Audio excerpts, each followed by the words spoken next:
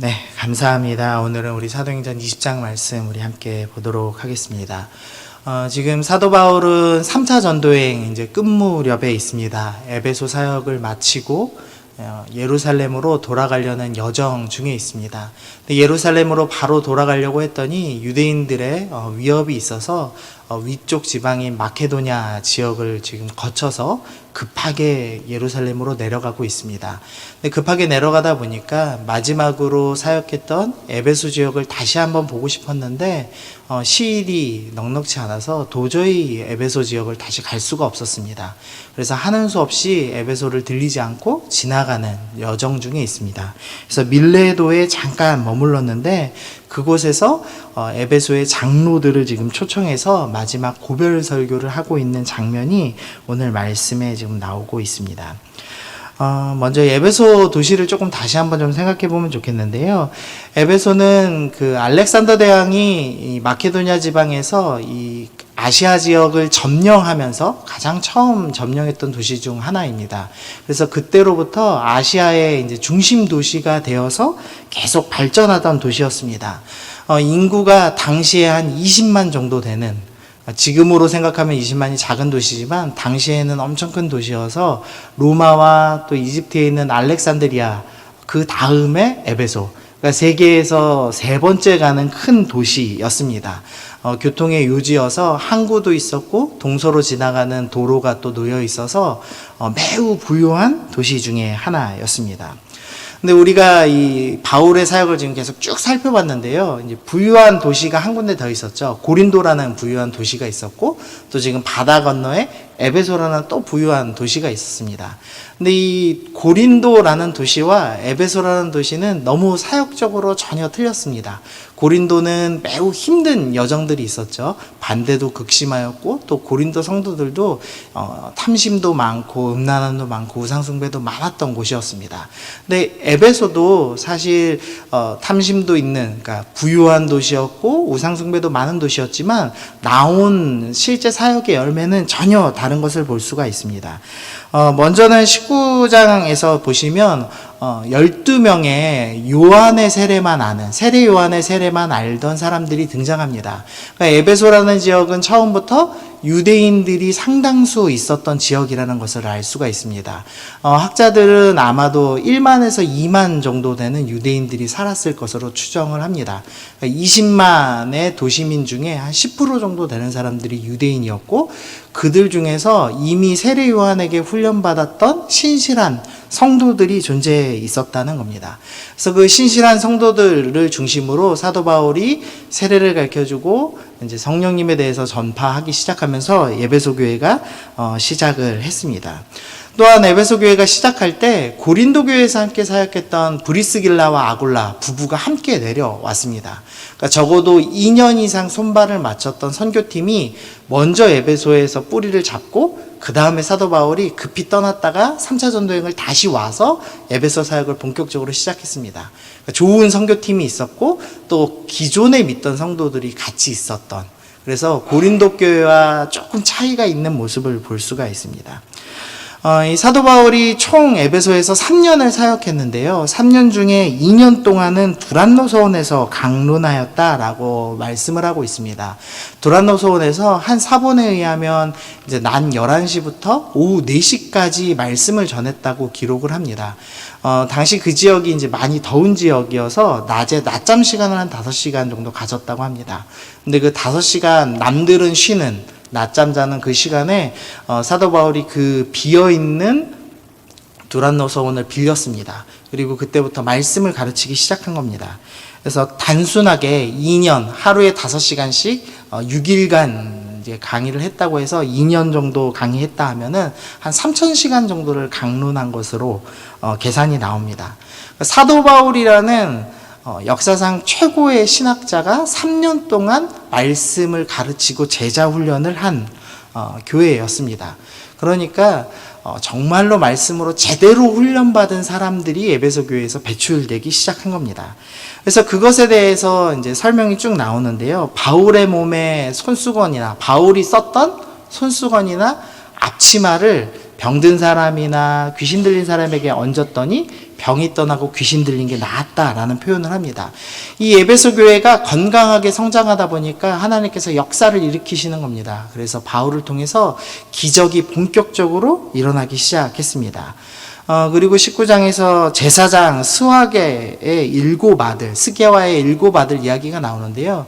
스게와의 7아들이 마술을 부리는 사람들인데 바울을 통해서 워낙에 큰 기적이 일어나다 보니까 바울이 전하는 예수의 이름으로 귀신을 쫓으려는 장면이 나옵니다.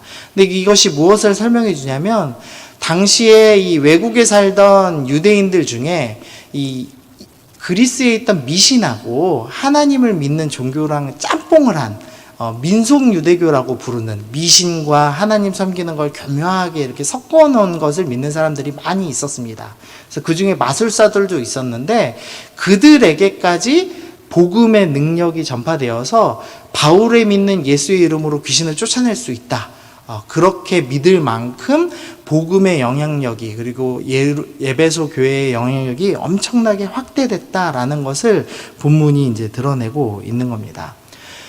그리고 나서 마술책 불태우는 장면이 나오죠. 마술책 은 5만 나치를 불태우는 장면이 나오는데요.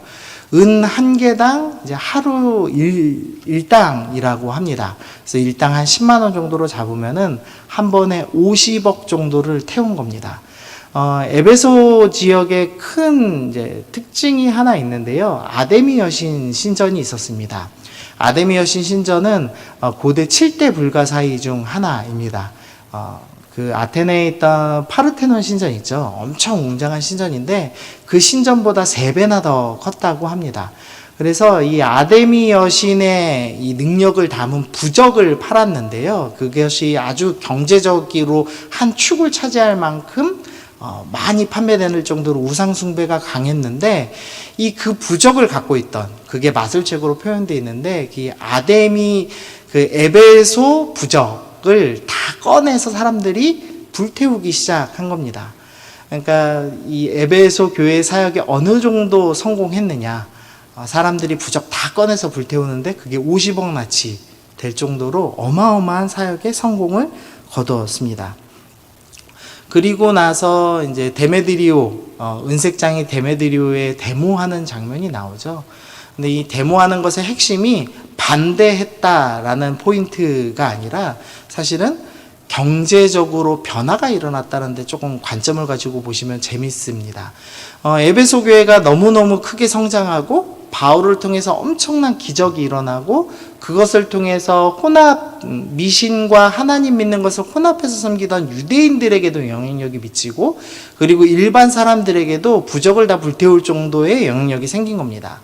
그러면서 이 에베소 도시의 경제의 한 축, 부적 팔아서 먹고 살고 우상 만들어서 먹고 살던 그 경제적인 큰 한 축이 있는데 그게 뒤흔들려 버린 겁니다. 그래서 우상 판매하던 사람들이 먹고 살기 힘들어지니까 데모를 일으킬 정도로, 즉 한 교회가 엄청나게 성장하여서 경제 구조를 뒤바꿔버리고 사회의 변화를 일으킬 만큼 에베소 교회가 엄청나게 성장했다라는 것을 19장에서 설명하고 있습니다.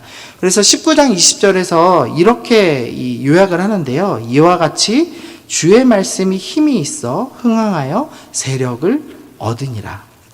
에베소 교회가 너무나 강력하여서 주의 말씀이 흥황하여서 힘이 있고 세력을 얻었다라고 표현할 만큼 에베소 교회는 큰 사역적 성공을 얻었다라고 이야기하고 있습니다. 그리고 나서 이제 바울이 예루살렘으로 떠나야 될 처지가 되었습니다. 우리 26절, 27절 말씀 좀 같이 보시면은요. 26절, 27절 우리 같이 읽겠습니다. 시작. 그러므로 오늘 여러분에게 증언하거니와 이는 내가 꺼리지 않고 하나님의 뜻을 다 여러분에게 전하였음이라. 지금 사도 바울이 모든 사람의 피에 대해서 내가 깨끗하다라는 말을 합니다. 이게 무슨 표현이냐면 사도 바울이 피 흘리는 일에 관여했다 이런 의미가 아니고요. 나는 정말 3년 동안 온 힘을 다해서 말씀을 다 전했고 하나님께서 나에게 허락하신 사명을 다 이루었기 때문에 여러분 중에 누구도 구원받지 못할 사람이 없다. 다 단 한 명도 피 흘릴 일이 없다, 영적으로. 그만큼 나는 이 사역을 정말 잘 해냈다. 그런 의미로 이해하시면 되겠습니다. 사도 바울이 하나님의 뜻을 다 전했다고 할 만큼 에베소 사역을 완벽하게 마친 겁니다. 그리고 나서 이제 25절에 보니까 보라 내가 여러분 중에 왕래하여 하나님 나라를 전파하였으나 이제는 여러분이 다 내 얼굴을 다시 못할 줄을 아노라. 이제 사도 바울이 모든 사역을 다 완벽하게 한 겁니다. 그리고 기적도 어마어마하게 일어났고 사회 변화도 다 일으킨 정말 멋진 교회를 세워서 사명을 완수했기 때문에 이제 기쁜 마음으로 예루살렘으로 떠납니다. 근데 예루살렘으로 떠나는 길 가운데 성령께서 이제부터는 환란이 있을 것을 말씀하셨고 다시는 이 에베소 교회 사람들을 보지 못할 것을 말씀하셨습니다. 그래서 사도 바울이 마지막으로 장로님들을 모아서 고별 설교를 지금 하고 있는 겁니다.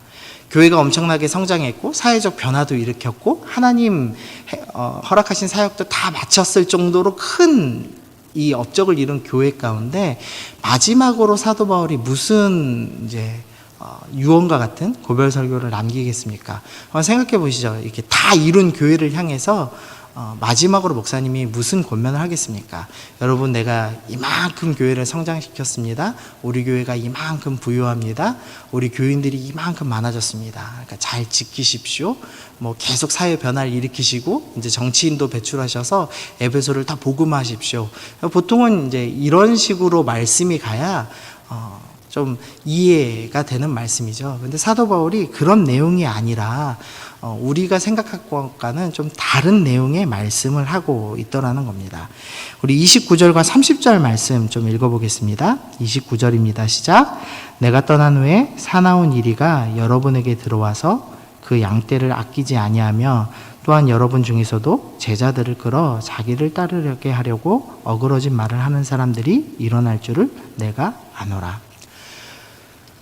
에베소 교회가 든든하게 서 있었습니다. 그리고 사도 바울이 2년간 3,000시간 이상을 제자 훈련한 최고의 리더들이 있었습니다. 그럼에도 불구하고 사도 바울이 먼저 경고를 하는데 외부의 적이 들어올 것이다. 사나운 이리가 들어올 것이다 라고 표현을 합니다. 교회가 아무리 든든히 서 있더라도 아무리 제자 훈련 제대로 받았더라도 사단은 계속적으로 공격을 합니다. 사단은 포기하지 않고 공격을 해서 먼저는 외부로 공격을 해서 진리를 흔드는 일을 계속한다고 하는 겁니다. 실제로 계시록 2장에 보니까 에베소 교회는 니골라 당이라고 부르는 거짓 교사들이 들어왔다라는 것을 이야기를 합니다. 든든한 교회에도 외부의 적이 계속해서 흔들고 있습니다. 그리고 우리 33절부터 35절 말씀 또 보시면요. 내가 아무의 은이나 금이나 의복을 탐하지 아니하였고 여러분이 아는 바와 같이 이 손으로 나와 내 동행들이 쓰는 것을 충당하여 범사에 여러분에게 모본을 보여준 바와 같이 수고하여 약한 사람들을 돕고 또 주 예수께서 친히 말씀하신 바 주는 것이 받는 것보다 복이 있다 하심을 기억하여야 할지니라.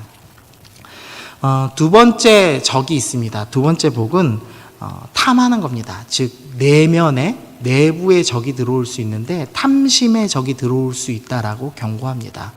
아까 에베소 도시 설명드렸지만 에베소 도시는 매우 부유한 도시였습니다. 그래서 탐심이 일어날 수 있다라고 경고합니다.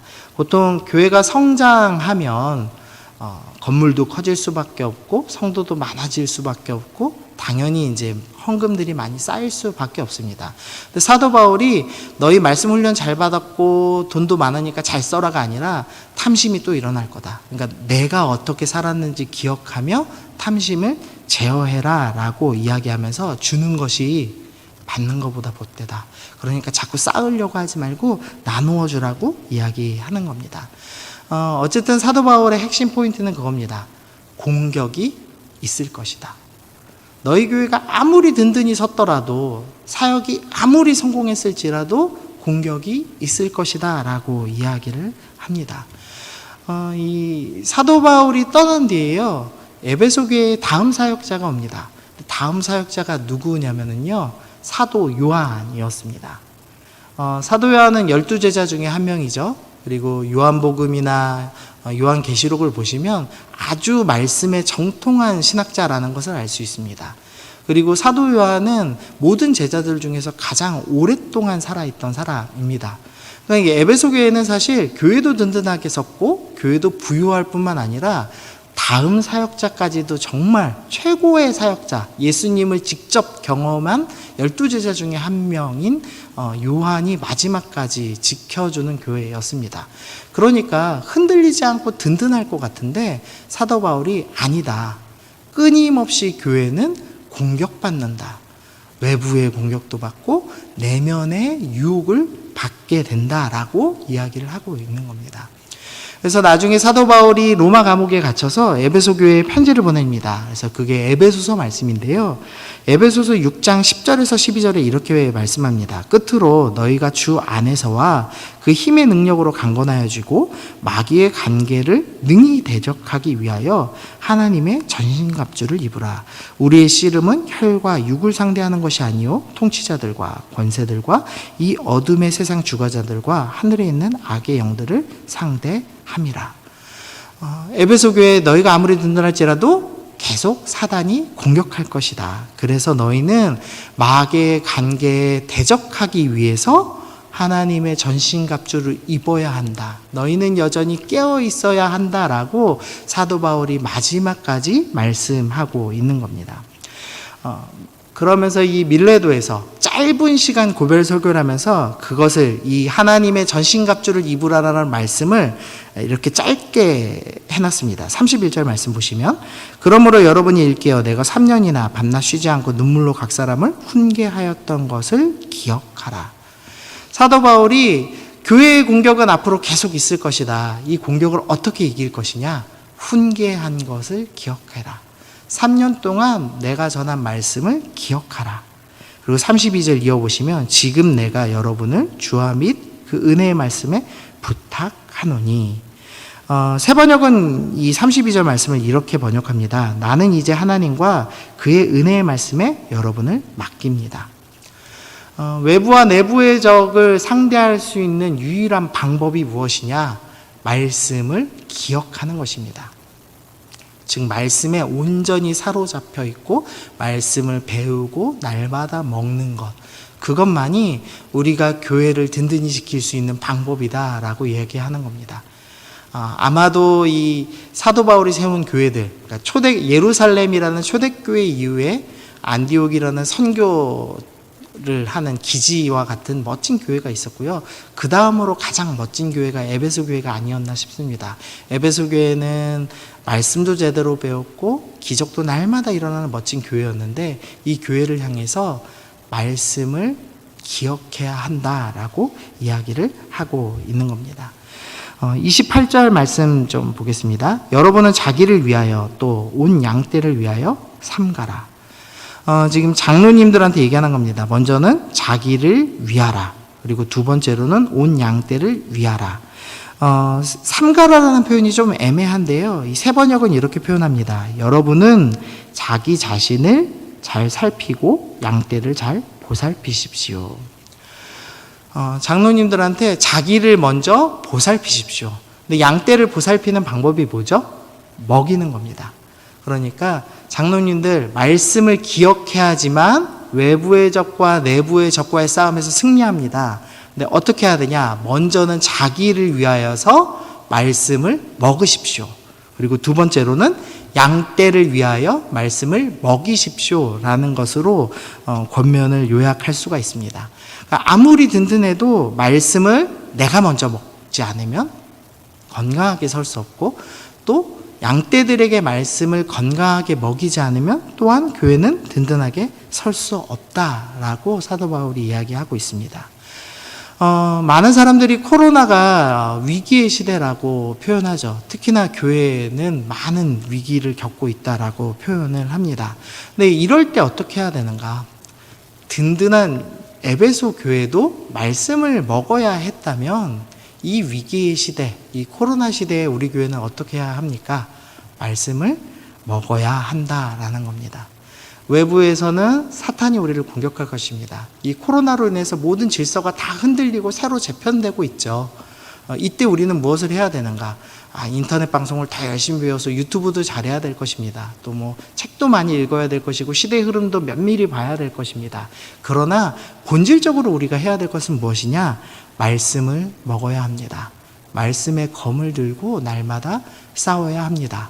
내가 먼저 먹어야 되고 내가 나의 양떼들에게 말씀을 먹여야 한다라고 오늘 사도 바울은 마지막으로 권면을 하고 있습니다. 전에 한번 들었던 예화인데요. 그 인디언들 이야기 중에 하나입니다.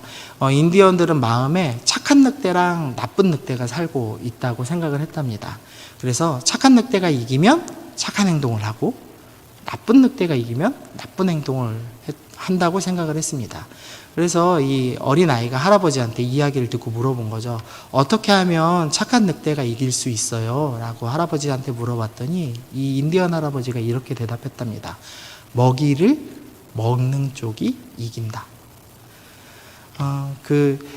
1980년대에 우리나라의 말 경주, 경마 있죠? 그 경마 도박처럼 하잖아요. 그 나라에서 허락한 도박인데 그 경마에서 어떤 사람이 계속 그 돈을 따는 겁니다. 근데 돈 딸 때마다 이 의외의 말이 계속 1등을 하더랍니다. 근데 이제 잡고 나서 보니까 말 관리하는 사람이었어요. 근데 말 관리하는 사람한테 아니 1등할 좋은 말이 1등 못하고 그날 이 형편없는 날이 어떻게 1등할 걸 알았습니까? 라고 얘기를 했더니 말 관리자가 일주일 전부터 1등 하던 말은 먹이를 조금씩 줄이고 꼴등하던 말은 잘 먹였답니다. 그래서 당일날 시합 당일이 되면은 그 꼴등하던 말이 의외로 잘 뛰어서 이기고 1등하던 말은 1등을 못하더라. 그런 얘기를 했습니다. 먹이를 먹이는 쪽이 승리합니다. 여러분이 말씀을 먹으면 승리할 것이고 말씀을 먹지 않으면 아무리 여러분이 이전에 어떤 일을 했더라도 기적을 일으켰더라도 여러분의 기도가 응답됐더라도 우리 교회가 엄청난 일을 했더라도 우리 교회가 여전히 큰 건물과 많은 성도들을 자랑하고 이 코로나 시대에 선교원금 줄이지 않고 선교하는 아주 건강한 교회처럼 보일지라도 지금 말씀을 내가 먹지 않으면 그리고 말씀을 먹이지 않으면 결국에는 무너질 수밖에 없다라고 사도 바울은 마지막 고면을 하고 있습니다. 제가 사무실에 있는데요. 사무실에서 하는 일 중에 하나가 묵상집 판매가 있습니다. 네, 좀 슬픈 거는요. 순모임이 있으면 묵상집이 조금 더 팔리고요. 순모임이 없으면 묵상집이 안 팔립니다. 이유는 저희 묵상집 뒤에 순모임 교재가 있습니다. 그러니까 묵상은 안 하는데 순모임 교재가 필요하니까 묵상집을 사는 거고 방학이 되면은 묵상집을 안 삽니다. 그래서 저희가 최소 수량을 한 150권 정도 찍어야 되거든요. 엄청 남습니다. 저희 교회 성도님들이 원래 코로나 전에 한 850분 정도 예배를 드렸는데요. 저희가 150부를 말씀을 못 팝니다. 우리 교회가 제자 훈련하는 교회인데도 불구하고 우리가 말씀을 먹고 있지 않습니다. 근데 사도 바울이 경고하는 겁니다. 말씀 먹지 않으면 반드시 진다. 마귀의 관계에 넘어질 수밖에 없다. 예배소라는 가장 든든한 교회, 자신들이 갖고 있던 우상을 다 팔아치워서 50억이나 불태울 만한 믿음이 있는 사람들, 날마다 기적이 일어나는 교회, 사회의 구조를, 경제적인 구조를 바꿀 수 있는 능력이 있던 교회도 말씀 먹지 않으면, 사도 요한이라는 정말로 말씀을 잘 전하는 예수님의 직계 제자가 와서 이후에 사역할지라도 성도가 말씀을 먹지 않으면 교회는 쓰러진다 라고 마지막 경고했습니다. 그래서 여러분에게 오늘 마지막 드리고 싶은 질문은 이겁니다. 말씀을 먹고 계십니까? 2020년 코로나 때문에 무너졌습니다. 근데 사실 또 반대로 생각하면 정말 말씀 읽을 시간이 많아졌습니다. 지금이 말씀 읽을 때입니다. 2020년이 더 지나가기 전에 오늘부터라도 성경책을 펴서 말씀을 읽어야 하고 매일 아침 묵상집을 펴서 말씀을 먹어야 합니다. 먹은 사람이 이기고 먹은 경주마가, 먹은 늑대가 이겼다는 것을 기억하면서 내가 말씀을 먹어야 되겠다. 그래서 내 안에 승리하는 삶을 일으켜야 되겠다. 이렇게 결단하시는 여러분들 되시길 바랍니다.